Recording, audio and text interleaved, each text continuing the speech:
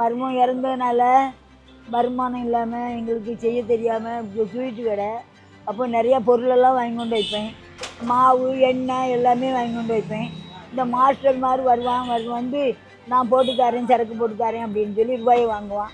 50 ரூபாய் குடிச்சிட்டு 50 போயிடுவான். சரக்கெல்லாம் அப்படியே இருக்கும், ஒன்றும் செய்ய முடியாமல் ஆயிரும். அப்படி ரொம்ப கஷ்டப்பட்டோம். அதுக்கப்புறம் தான் இந்த இட்லி கடையாக நம்ம செய்வோம், நீ கொஞ்சம் இட்லி அவிச்சு தாம்மா, என் மக கீழெல்லாம் வந்து வர மாட்டான், அதனால் நீ இட்லி அவிச்சு தாம்மா நான் விற்று தரேன் அப்படின்னு சொல்லி அதில் இருந்து அந்த இட்லி அவிச்சு கொஞ்சம் கொஞ்சமாக அப்படியே வளர்ந்தோம்.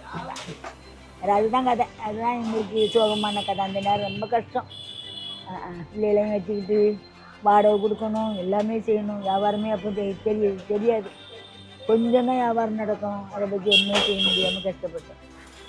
இன்னைக்கு ஆண்டவர் நல்லா வச்சுருக்காரு.